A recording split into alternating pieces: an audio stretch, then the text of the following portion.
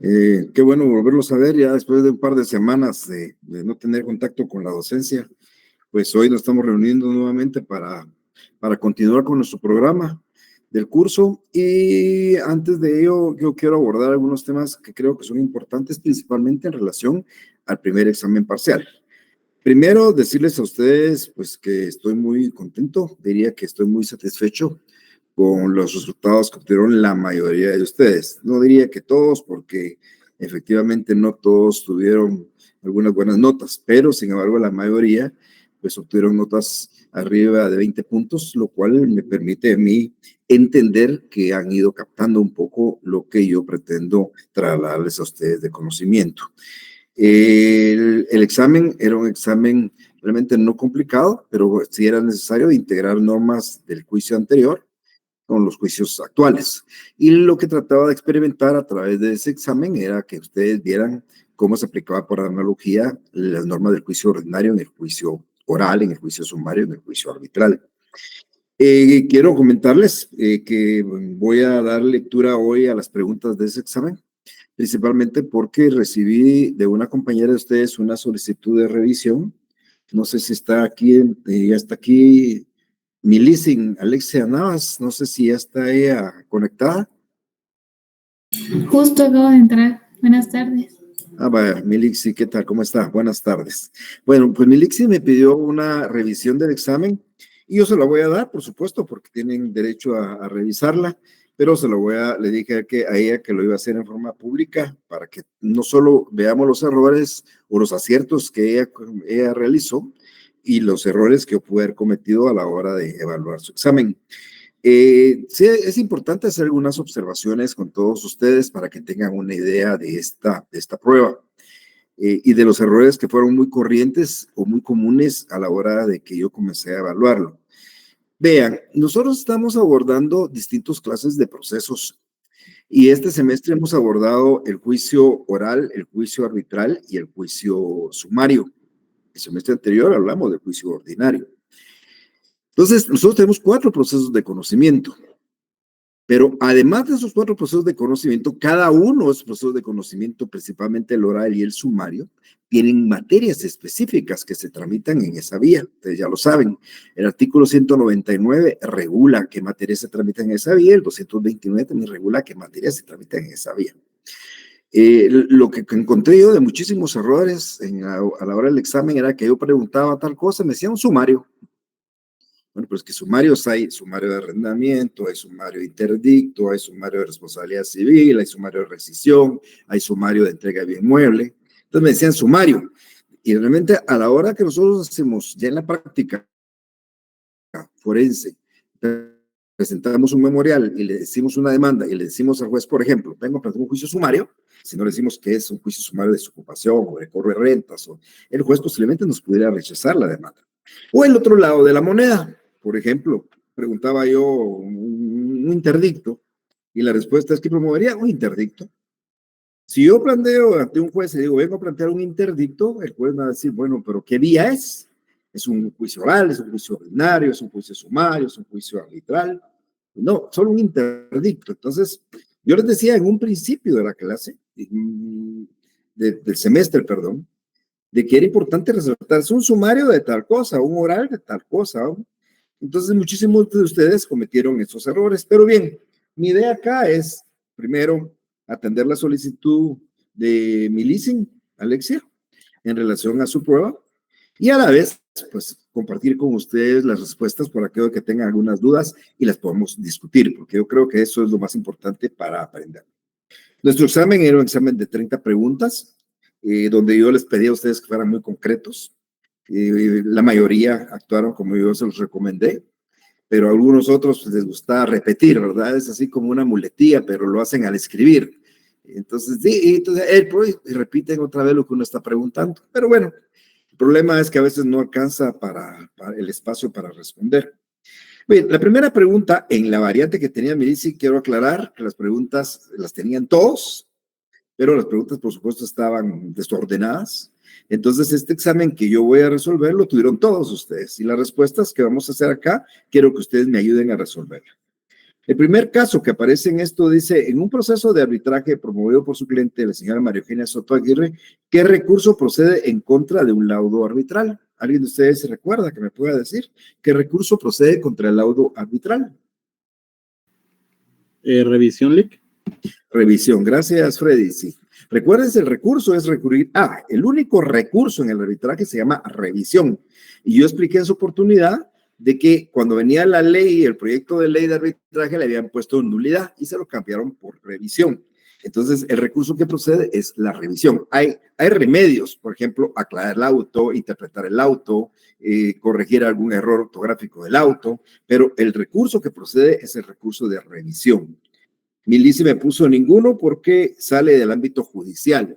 No, Milici. Sí, caben recursos en contra del arbitraje. Y por supuesto, no tiene nada que ver el recurso en el ámbito judicial o no, porque inclusive en el ámbito administrativo, usted va a encontrar recursos. Usted quiere plantear un recurso en contra de una resolución de un director de una unidad administrativa, le plantea una revocatoria.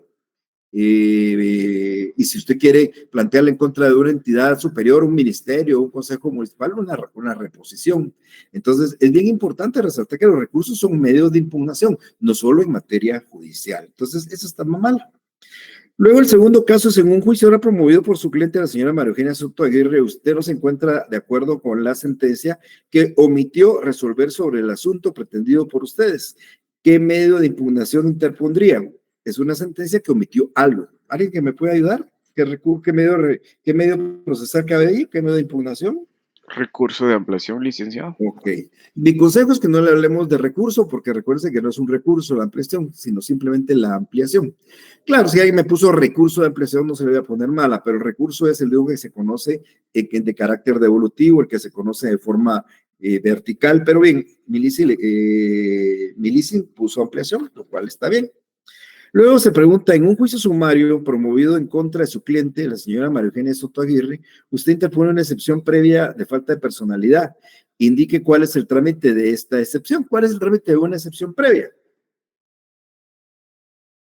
Por favor. El incidental, Lic. Correcto, incidental. Eso es. Era tan fácil poner incidental. Alguien me puso 2 días de audiencia, 3 para resolver, lo puse bien. Alguien puso 2 días de audiencia, 8 para resolver, 3 para, lo puso bien. Y el que me puso incidental, pues estaba correcto. Aquí lo que me puso Milici es que se interpone entre los primeros 2 días. Ese no es el trámite de la excepción, ese es el momento de la interposición. Eso está mala. Luego se pregunta, usted va a interponer una reposición en contra de un auto originario de una sala dentro de un juicio sumario de responsabilidad civil de empleado público promovido por su cliente, la señora María Eugenia Soto Aguirre. ¿En qué plazo se interpondría? ¿En qué plazo se interpone una reposición? 3 días. No.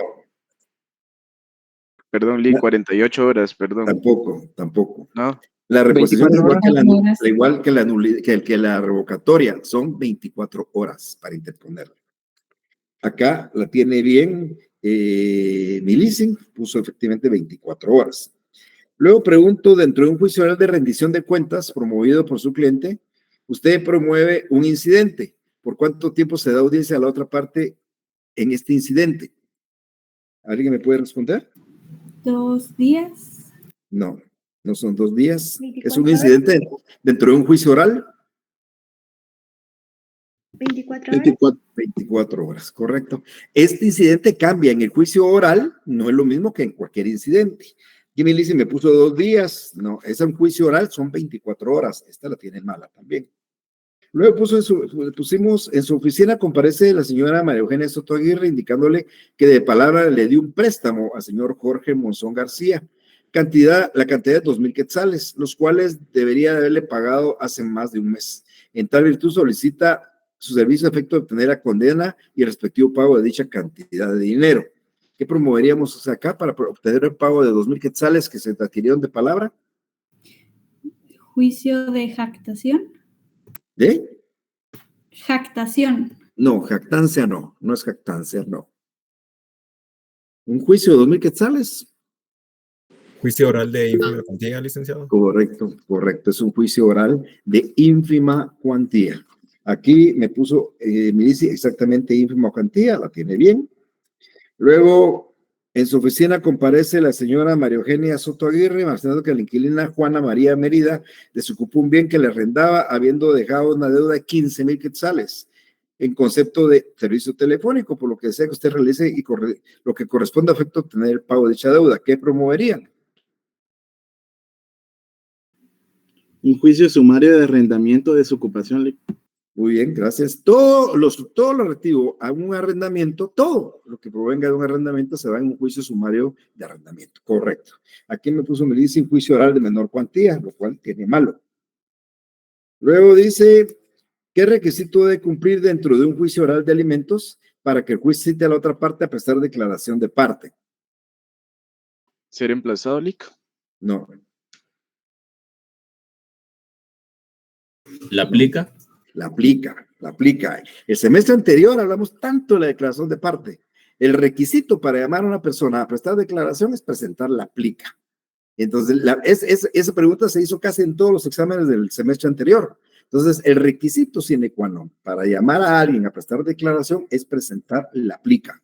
Sin la aplica, no van a llamar a nadie a prestar declaración. Entonces, pueden emplazarlo, pueden notificarle, pueden demandarle, puede pedirle la parte que llegue a declarar, pero si no presenta la aplica, el juez no lo va a llamar. Entonces, es un requisito obligatorio presentar la aplica.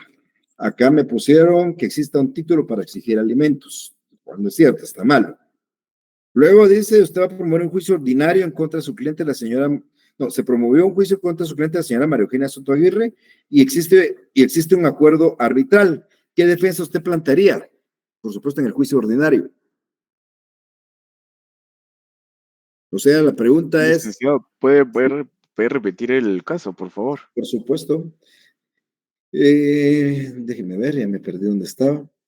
Si se promoviera un juicio ordinario en contra de su cliente, la señora María Eugenia Soto Aguirre, y existiera un acuerdo arbitral, ¿qué defensa podría usted plantear?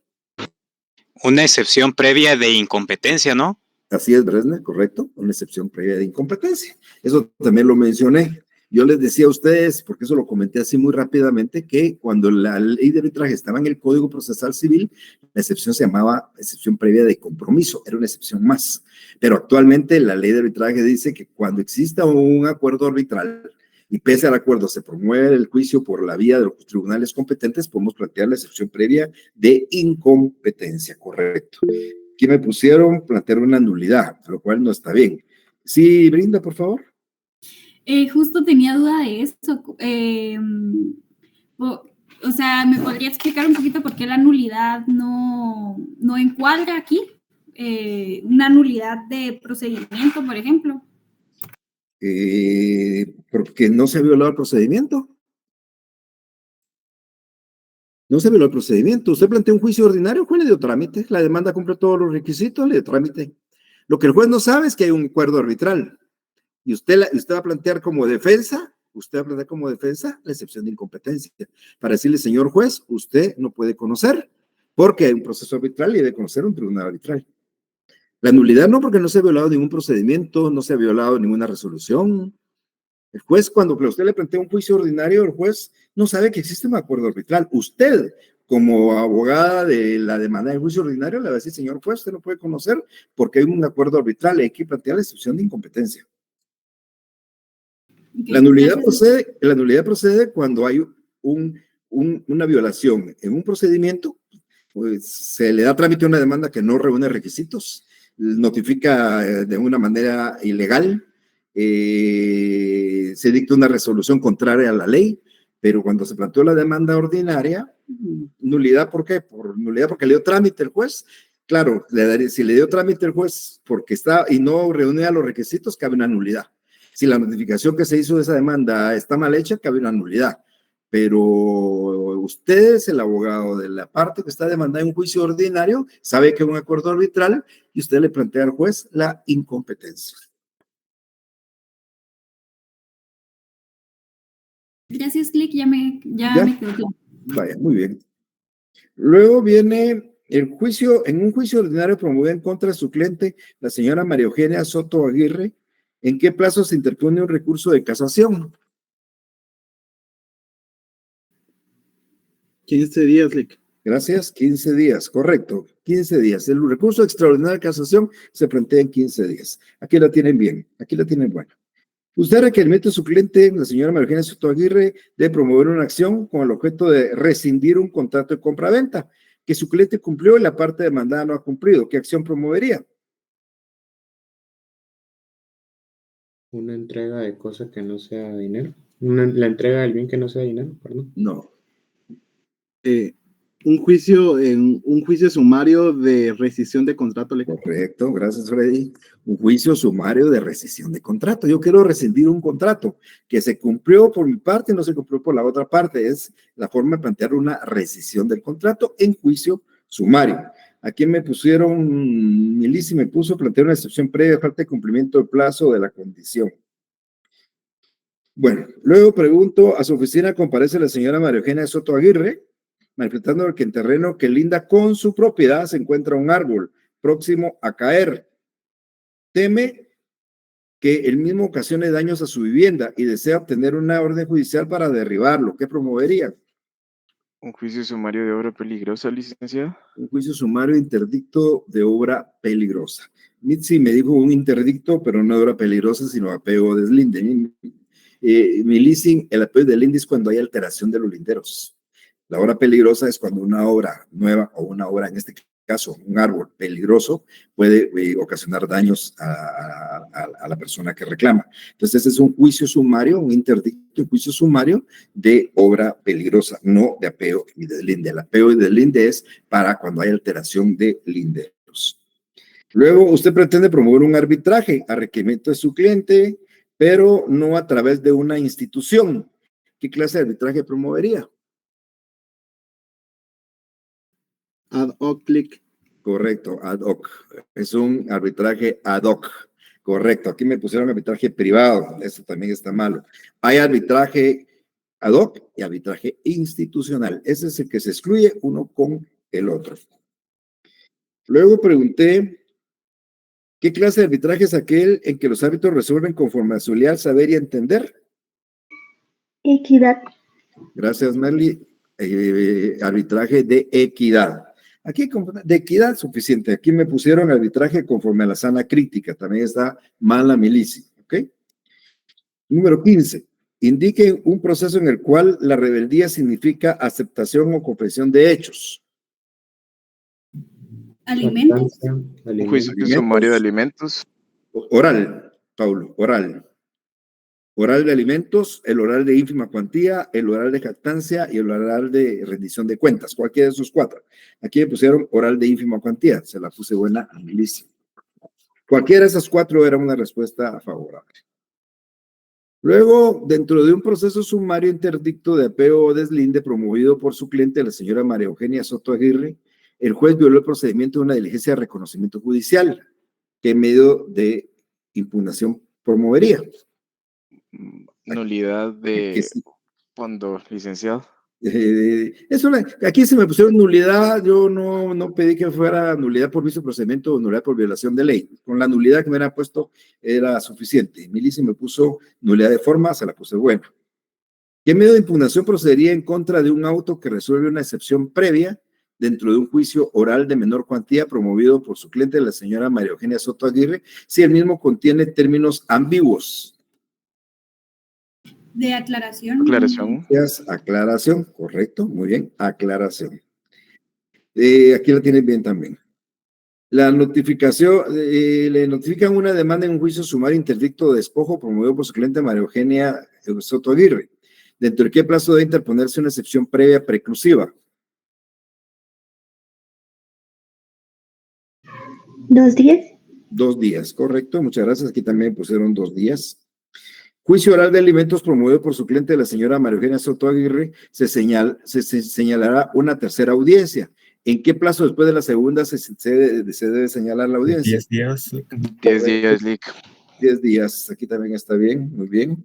Dentro de un proceso oral promovido por su cliente María Eugenia Soto Aguirre, se dictó una resolución de trámite que a su criterio es contraria al procedimiento establecido en la ley. ¿Qué plantearía para dejar sin efecto la resolución?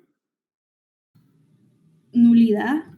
No, porque es un decreto, una resolución de trámite. Revocatoria. Revocatoria, correcto. Aquí también la tienen buena, revocatoria.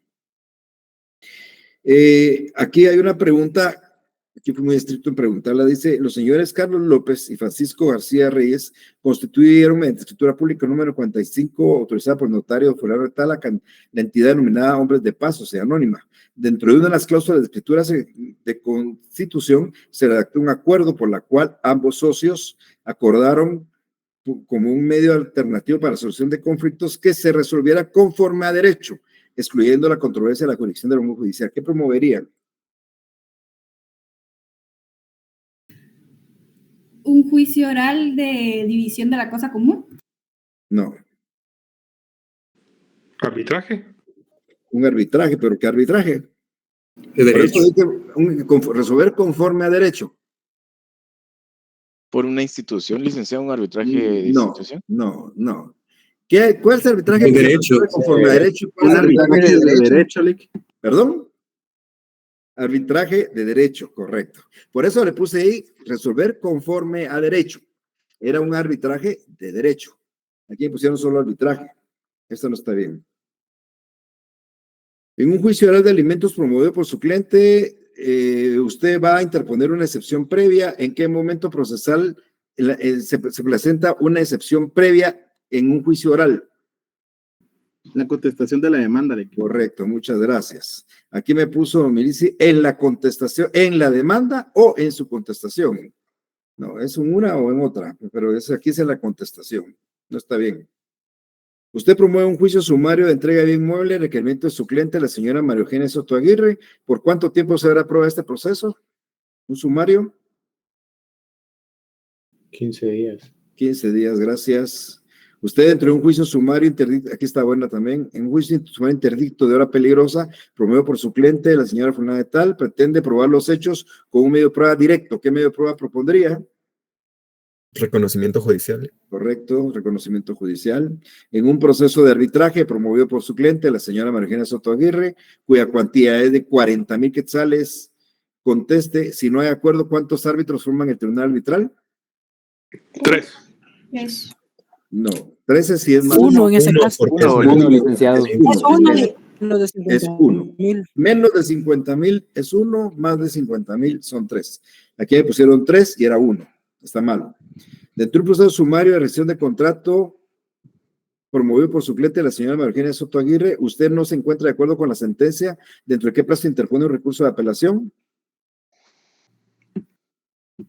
3 días. 3 días. Gracias. 3 días.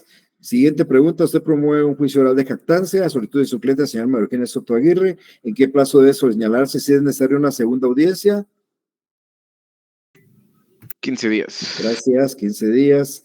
Aquí pusieron estas dos tan buenas. En un juicio oral mercantil promovido por su cliente, la señora María Eugenia Soto Aguirre, usted pretende interponer una nulidad por violación de ley. ¿En qué plazo debe interponerla? 3 días. Gracias. Fíjese cómo la pregunta, un oral mercantil. De los orales mercantiles no les expliqué nada más que les dije que los asuntos mercantiles se debían tramitarse ¿cómo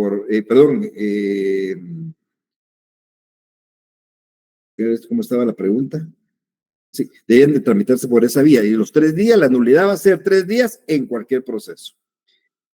¿Sobre qué es lo que debe de conciliarse en la primera audiencia de juicio de división de la cosa común? El nombramiento de un notario partidor, Lick. Excelente, correcto. El nombramiento de un notario partidor. Solo eso hay que hacer. Nombrar un notario partidor. Para eso es la junta conciliatoria en el juicio oral. Y por último, ¿cuál es el requisito fundamental para que se dé un proceso de arbitraje?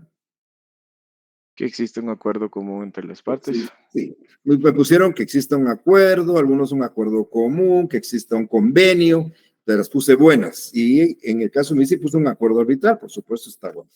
Pero le cuento a Milici que tiene 1, 2, 3, 4, 5, 6, 7, 8, 9, 10, 11, 12, 13, 14 preguntas malas, lo cual implica que tiene 1, 2, 3, 4, 5, 6, 7, 8, 9, 10, 11, 12, 13, 14, 15, 16 preguntas buenas. Es una nota que le puse, Milici.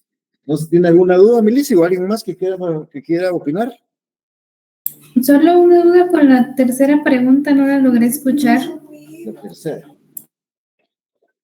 La tercera era, en un juicio sumario promovido en contra de su cliente, la señora Eugenia Soto Aguirre, usted interpone una excepción previa de falta de personalidad. ¿Cuál es el trámite de esta excepción? La respuesta era incidente. Ahí estamos, gracias. Eso es, ¿no? No sé si alguien tiene alguna inquietud. Besné, por favor. Buenas tardes, licenciado. Buenas tardes. Yo me quedé con la inquietud de una de ellas, es de lo del juicio de arrendamiento, cuando se trata, por ejemplo, de la deuda de... La luz. Ajá, del teléfono. Sí, del teléfono, perdón. Sí. ¿Podría ampliar un poquito? Disculpe la molestia. Cuando yo explicaba este tema, les decía yo que cuando hablamos del juicio de arrendamiento dice todos los asuntos que provengan de un contrato de arrendamiento se tramitarán en juicio sumario. Todos. Y aquí el ejemplo era que una persona había alquilado, pero había dejado pendiente el pago de la luz. O hubiera dejado pendiente, por ejemplo, el pago del cable, o hubiera quebrado los inodoros. Cualquiera de estos se tramita en juicio sumario. Todo lo que venga, todo lo que sobrevenga de un contrato de arrendamiento se aplica el juicio sumario. Muy bien, muchas gracias, licenciado. A usted, Bresner. ¿Alguien más? Miren, yo les reitero, de verdad, yo estoy muy contento por estas notas. Tengo una compañera, no sé si es en su sección, que, pues a ver,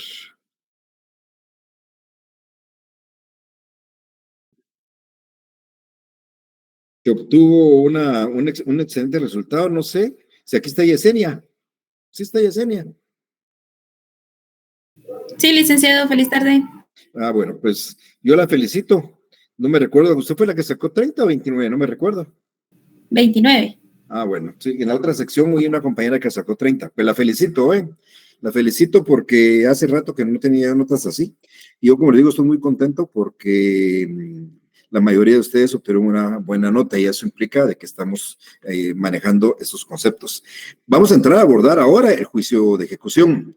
Y quiero recordarles de antemano que también aquí en el juicio de ejecución vamos a manejar por analogía temas de juicio ordinario. Por ejemplo, si ahorita hablamos de una nulidad de 3 días en un juicio oral, en juicio sumario, va a ser una nulidad de 3 días en un juicio ejecutivo. Si yo hablo de una apelación de 3 días en cualquier juicio, van a ser 3 días en un juicio ejecutivo. Hay algunas cosas que van a variar, pero yo las voy a explicar. Entonces, vamos a entrar con las ejecuciones. Si todavía no hay ninguna duda más que quiera alguien preguntar. Respecto al examen, ya no, licenciado, solo tal vez dentro de lo que vamos a entrar a abarcar ahorita, quiere decir, licenciado, que las excepciones también son las mismas para los procesos de ejecución. El trámite también sería el mismo, ¿no? No. El trámite de las excepciones de la vía de apremio, sí. El trámite de las excepciones del juicio ejecutivo, no. Y las excepciones, y de una vez por su pregunta, que me agrada mucho que me la haya hecho, eso se lo voy a explicar, por supuesto, cuando ya estemos hablando de esto, es que en un juicio ejecutivo no hay excepciones previas ni perentorias, solo se llaman excepciones, nada más. Entonces, yo no planteo excepciones previas en un juicio ejecutivo, yo planteo excepciones, porque las excepciones en el juicio ejecutivo sí son defensas en contra de la pretensión del ejecutante. Entonces, ustedes van a plantear una excepción de incompetencia en un juicio ejecutivo, no como previa, sino como una parte de su oposición a la ejecución. No se llama excepción previa ni se llama excepción perentoria, solo se denomina excepción. Muchas gracias, Lick. Pero hablemos un poco de eso. Miren, aprovechando, es importante tenerles a ustedes presentes de que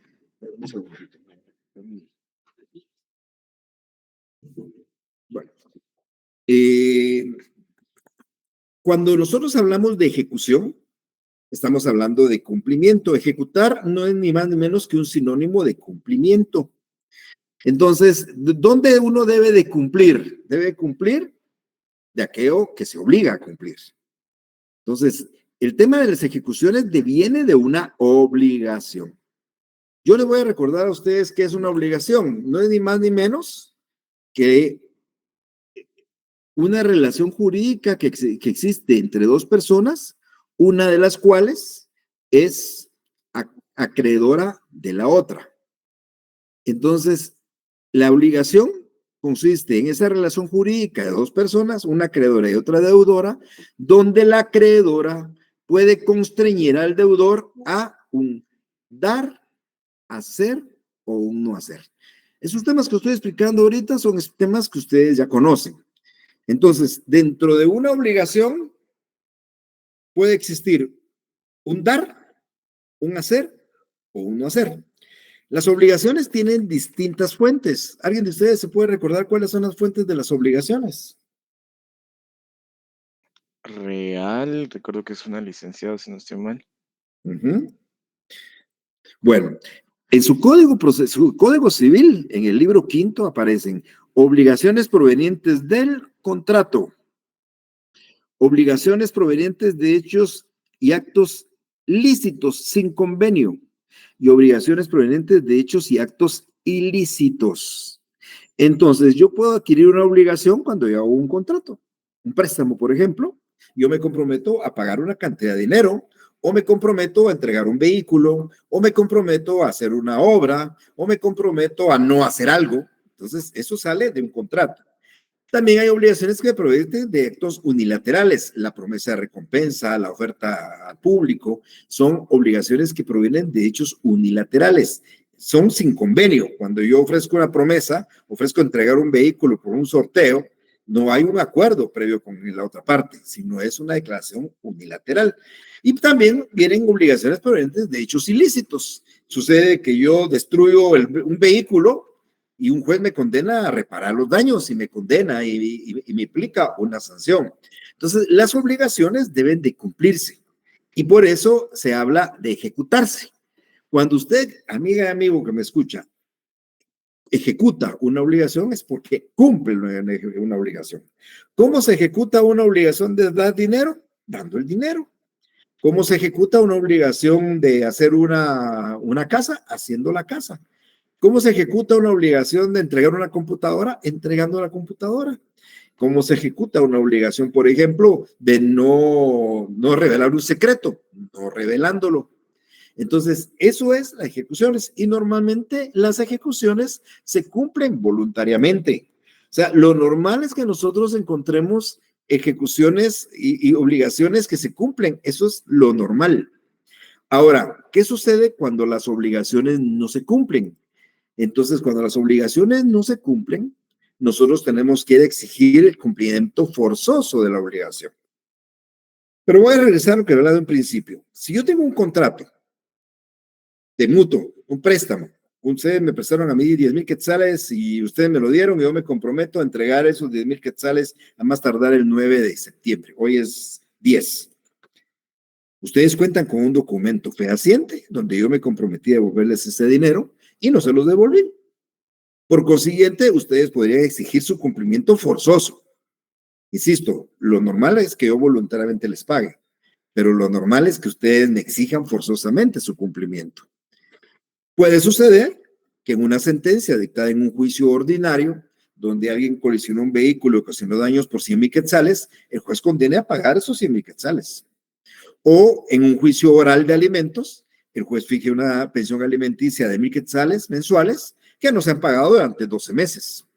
O en un juicio sumario de cobro de rentas, que el juez haya condenado a alguien a pagar, a don Ramón a pagar 14 meses de renta de 1,000 quetzales cada renta, 14,000 quetzales. Entonces, esas sentencias, estoy explicando las sentencias de un juicio oral, de un juicio sumario, de un juicio ordinario, deben de cumplirse, al igual que se debe cumplir lo que yo acuerdo de común, valga la redundancia, de común acuerdo a través de un contrato. De tal manera que los jueces, ya saben ustedes que tienen 5 poderes. Tienen el poder de conocimiento, tienen el poder de ejecución, tienen el poder de coercitivo, tienen el poder de convocatoria, tienen el poder de hacer cumplir forzosamente una obligación. Esos poderes, solo denme un segundito, les voy a pedir, disculpen la interrupción en este momento, pero me acaba de surgir una cuestión urgente. Denme 5 minutos, por favor. Perdonen la interrupción. Denme 5 minutos. Este momentito. Entonces les decía a ustedes de que el juez tiene ese poder convocatoria, ese poder coercitivo, el coertio, ese poder de decisión, el judicium, y por supuesto, no quedaría completa la actividad jurisdiccional si el juez no pudiera exigir el cumplimiento de la obligación ya establecida en una sentencia. Entonces, por eso aparece el poder del executio, un poder por el cual el juez puede exigir el cumplimiento de una obligación. Como les decía hace unos minutos, las obligaciones pueden surgir de un contrato, pueden surgir de hechos ilícitos o de hechos lícitos. Entonces, cuando existe esa obligación y no se cumple, podemos ir nosotros a exigir el cumplimiento forzoso de dicha obligación. Y para eso aparecen los procesos de ejecución. Cuando ustedes oigan hablar de un proceso de ejecución, sepan que estamos hablando de un proceso por el cual se puede requerir al juez que se exija de forma forzosa el cumplimiento de una obligación. Esa obligación no está en el aire, esa obligación tiene que estar sustentada en un título de ejecución, que ustedes van a ver acá, que puede ser judicial o puede ser extrajudicial. Por ejemplo, un contrato es extrajudicial, una sentencia es judicial. Entonces, hay una obligación que está establecida en la ley, perdón, una obligación que está establecida en un título, y su incumplimiento permite que el juez, a través de un proceso de ejecución, pueda hacer cumplir forzosamente esa obligación. ¿Y cómo forzosamente? Pues por supuesto, de manera coercitiva. Vamos a ver que no es privando de libertad al deudor, porque eso no lo podemos hacer, pero sí es afectándole su patrimonio. Entonces, ¿qué vamos a entender como una naturaleza jurídica de un proceso de ejecución? Simplemente el fin de ese proceso de ejecución es hacer cumplir un derecho que ya está establecido en un título de ejecución. ¿Se recuerdan? Que cuando yo empecé a hablar de los procesos atendiendo a su función, decía, procesos cautelares garantizan las resultas de un proceso futuro, el embargo, el arraigo, la intervención, el secuestro, la actuación de demanda. El juicio de conocimiento declara un derecho controvertido, un juicio ordinario, un juicio oral, un juicio sumario, un proceso arbitral, y un proceso de ejecución hace cumplir forzosamente un derecho que ya existe, pero está establecido en un título de ejecución. Es importante que sepan ustedes que si no hay título, no hay ejecución, porque el fundamento de una ejecución es la existencia del título. Y cuando hay una ejecución, no estamos discutiendo si existe o no existe, porque el título contiene esa obligación. Un contrato de préstamo autorizado por un notario en escritura pública contiene una obligación exigible. Un documento X establecido como título puede contener una obligación X, una sentencia dictada por un juez en un juicio sumario de cobro de rentas establece el pago de una cantidad de dinero en rentas. Un juicio ordinario donde se condena a alguien a pagar una cantidad de dinero en concepto de daños también determina una obligación. Y esos documentos, como vamos a ver más adelante, constituyen títulos ejecutivos y por consiguiente, cuando planteemos la ejecución, ya no se discute si existe o no existe la obligación, porque la obligación está ahí. Puede ser que ya se haya cumplido, puede ser que haya prescrito, puede ser que se haya perdonado, puede ser que ya haya variado, se haya novado, existe una novación. Pero mientras tanto existe una obligación que debemos de cumplir. Entonces vamos a encontrar algunas características del proceso de ejecución. En este momento estoy hablando de aspectos muy generales. Quiero que tengan muy claro eso, no estoy hablando de aspectos específicos. La próxima sesión de clases yo voy a hablar del proceso de ejecución de cada uno de ellos. Primera característica de un proceso de ejecución es que su finalidad es exigir el cumplimiento forzoso de una obligación. Es a través de este proceso de ejecución que vamos a exigir del deudor el cumplimiento de una obligación exigible. ¿Obligación de qué? O de dar, o de hacer, o de no hacer. ¿Ok? Entonces, cuando yo tengo un título que contiene una obligación de dar, promoveré una ejecución para que se le obligue a dar. Cuando tengo un título que contenga una obligación de hacer, se promoverá una ejecución para que se le obligue a hacer. Y cuando sea un título que contiene una obligación de no hacer, si él lo hace, pese a que no tiene que hacerlo, voy a promover un proceso de ejecución por haber incumplido su obligación de no hacerlo. Y es importante que ese título esa ejecución esté sustentada en un título. Como les decía hace unos minutos, no vamos a hablar de proceso de ejecución si no hay título. Que les quede claro. Si yo digo, si se planteó una demanda para reclamar 2,000 quetzales que se dieron verbalmente, ahí no hay título. O porque tiene un documento privado de reconoció, el documento privado solamente sí, no es un título. Aquí ustedes van a aprender qué es un título, cuáles son los títulos, cómo se debe conformar un título, porque solo así van a saber ustedes que lo que van a deber promover es un juicio de ejecución. Vamos a hablar de 3 elementos importantísimos de la acción ejecutiva. Quiero decirles que sin estos elementos una acción ejecutiva no va a prosperar. Vamos a hablar del título de ejecución, vamos a hablar de la acción ejecutiva y vamos a hablar de patrimonio ejecutable. En primer lugar, título de ejecución es un documento. Vamos a encontrar un documento que está reconocido en la ley como títulos, eso no lo digo yo, la ley dice cuáles son los títulos, y en esos el acreedor acredita su derecho que tiene en contra del deudor. Entonces, lo primero que tenemos que saber es que los títulos de ejecución no son nuestra invención. El título de ejecución, la ley dice, este es un título de ejecución. Si la ley dice, este es un título de ejecución, se puede promover una ejecución. Si la ley no lo dice, no se puede promover una ejecución. Seguramente en un examen, tal vez en el segundo parcial o en el final, les podré preguntar yo, ¿qué harían ustedes si tuvieran un documento privado donde alguien tiene que pagar 2,000 quetzales? Un documento privado simple. Y les voy a preguntar, ¿y qué harías si tuvieran ese mismo documento privado con firma legalizada?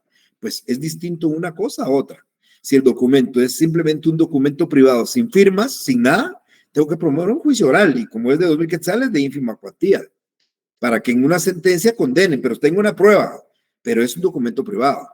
Ahora, si ese documento estuviera legalizado, las firmas legalizadas por el notario, o ese documento fuera reconocido ante un juez, entonces yo ya no tengo que ir a juicio oral, sino de una vez voy a promover una ejecución, porque la ley dice que el documento privado con legalización de firmas o el documento privado reconocido ante un juez competente es título de ejecución. Entonces, es importante que tengan presentes que los títulos que son sustento de una ejecución tienen que estar establecidos como tal en la ley y, por supuesto, deben de contener dentro del título una obligación de dar, hacer o no hacer. Igual vamos a tener una acción ejecutiva. La acción ejecutiva es el procedimiento que vamos a utilizar para ejecutar el título. Y una cosa es importante aquí resaltar. Dependiendo del título y dependiendo de la obligación que contiene el título, así va a ser la acción ejecutiva. Me voy a explicar ahorita porque lo vamos a ver más adelante. Si yo tengo el testimonio de una escritura pública de transacción, y voy a promover, y es de pagar una cantidad de dinero, voy a promover esto en una vía de apremio. Porque la ley dice que en la vía de apremio se ejecuta la transacción celebrada en escritura pública.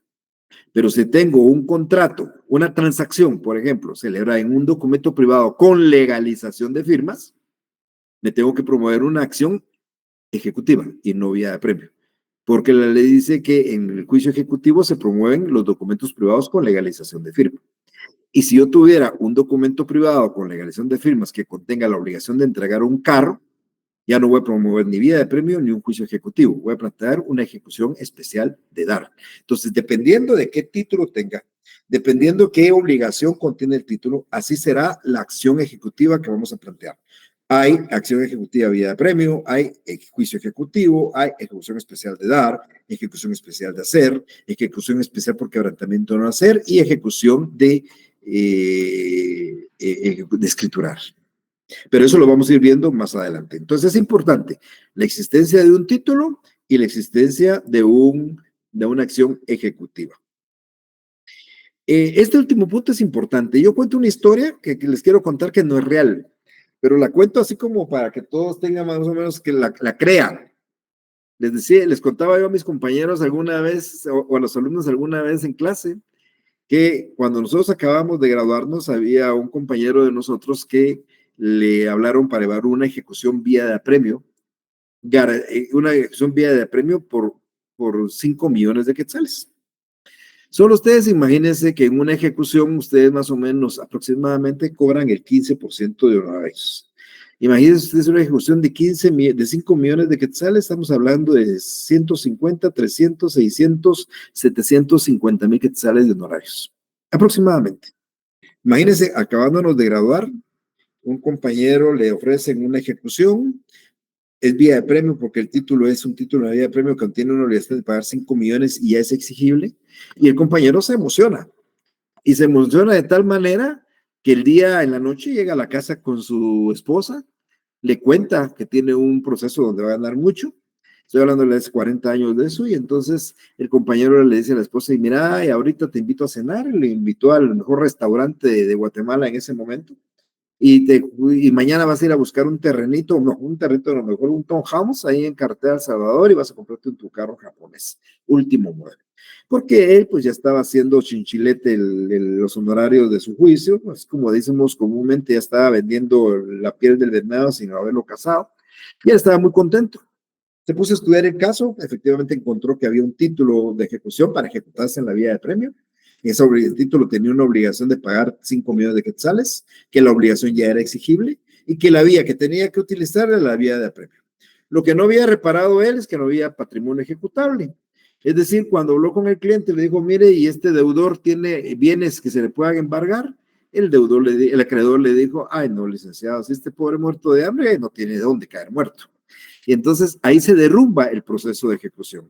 Y se derrumba porque si no hay patrimonio ejecutable, no tenemos cómo hacer cumplir la obligación forzosa. O sea, es necesario que exista un patrimonio del deudor, es necesario que tenga un salario, que tenga una casa, que tenga un carro, que tenga unas cuentas bancarias, porque sin ese requisito, nosotros podemos tener un bonito título o plantear una buena ejecución, pero si no tenemos con qué hacer pago, no nos sirve la ejecución. Entonces, este elemento del patrimonio ejecutable es un elemento fundamental. Por eso es que existen medidas cautelares, que ustedes saben, por ejemplo, el embargo. Ustedes antes de promover una ejecución pueden pedir un embargo para efecto de que no va a disponer de la única casa que tiene, de las cuentas bancarias que tiene, del carro que tiene, porque ese vehículo puede servir para el remate dentro del proceso de ejecución y hacer ese pago de las deudas que están pendientes. Entonces, tenemos 3 elementos importantes en una ejecución. Que exista un título, que es un documento que debe constar en la ley como título, que contenga una obligación dineraria o de dar, hacer o no hacer, y que sea exigible. 2, promover la acción ejecutiva correspondiente, porque depende del título hacer la acción ejecutiva correspondiente. Y 3, que exista un patrimonio ejecutable. Sin patrimonio ejecutable no podemos obligar a la gente a cumplir una obligación. Algunos de ustedes pensarán en este momento, bueno, pero ¿y si lo metemos preso? Bueno, recuérdense que la Constitución Política de la República dice que no hay prisión por deudas y por consiguiente no sea un mecanismo. En la época antigua, en la época romana, el deudor se convertía en esclavo del acreedor y el esclavo podía disponer de él, venderlo e inclusive sacrificarlo y matarlo. Pero eso ya pasó desde hace muchísimos años a una época moderna donde pues se respetan los derechos humanos y por consiguiente no hay prisión por deudas. ¿Cómo se van a reponer ustedes? Solo, simplemente teniendo un patrimonio el deudor. Por eso es que uno cuando da un préstamo solicita una garantía hipotecaria, una garantía prendaria o una garantía singular. Es decir, de una persona, una fianza, perdón, de un fiador. ¿Ok? Vamos a hablar en este proceso de 2 clases de ejecución. La realidad es que vamos a hablar de solo una. El Código Procesal Civil mencionaba ejecuciones singulares y colectivas. Las ejecuciones colectivas ya salieron del ámbito del código, han sido derogadas hace unos 3 años o 2 años. Por eso no la vamos a abordar porque se vuelve un tema más de derecho mercantil, pero vamos a estar abordando las ejecuciones singulares. Voy a abordar con ustedes entre las ejecuciones singulares, vamos a hablar de 6 clases de ejecuciones. En esta acción, realmente lo que se afecta es una parte del patrimonio del deudor. Cuando yo planteo una ejecución singular, le embargo una casa o 2 casas o 3 casas, pero no la totalidad del patrimonio, porque el patrimonio de una persona no solo lo constituyen los bienes, sino también los derechos y también las cargas y también las obligaciones. Entonces, en la ejecución singular solo se afecta una parte del patrimonio del deudor. Y la ejecución colectiva es cuando se promueve por varios acreedores en contra de un solo deudor, y aquí sí se afecta la totalidad del patrimonio del deudor. En su oportunidad daré una diferencia, pero como le digo, no vamos a abordar ejecuciones colectivas por la simple razón de que ya no son parte del Código Procesal Civil y Mercantil. Sí vamos a abordar estas ejecuciones que ustedes tienen en la pizarra. Vamos a hablar de la ejecución en la vía de apremio, del juicio ejecutivo, las ejecuciones especiales de dar, hacer, no hacer, escriturar y ejecuciones de sentencias nacionales y extranjeras. En las ejecuciones especiales van a ser las de dar, de hacer, quebrantamiento de no hacer y la de escriturar.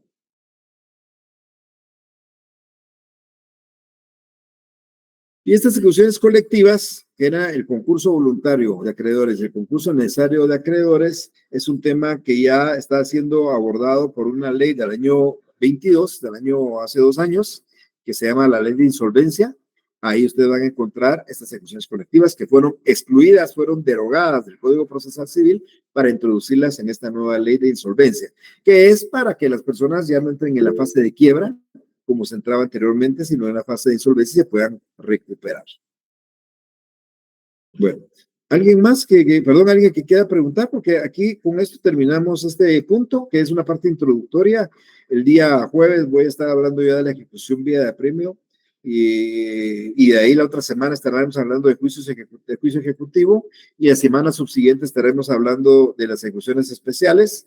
Todo esto todavía va a ser motivo de un segundo examen parcial, pero recuerden ustedes que siempre aplicando por analogía las normas que ustedes ya conocen de un juicio ordinario. ¿Alguna pregunta que tengan? Por el momento todo claro, Lick. Gracias. Bueno, Walter, muchas gracias a usted. Bueno, voy a dejarlo por acá. Les cuento que estoy un poquito con malestar de garganta. Voy a dejarlo por acá y nos vamos a estar viendo el día jueves, entonces a la misma hora. Perdón, antes que todo, yo no sé si ya está presente acá José Alfredo Romano. Bueno, si alguien conoce a José Alfredo Romano, díganle de que él pidió un examen extraordinario. Ya le mandé 2 correos, ya le mandé un WhatsApp que su examen extraordinario va a ser a las 5:15 y que me llame por teléfono a esa hora para hacer su examen extraordinario, por favor. Tengan feliz tarde. Nos vemos entonces el día jueves. Con permiso. Feliz tarde, Lick. Muchas gracias. Licenciado.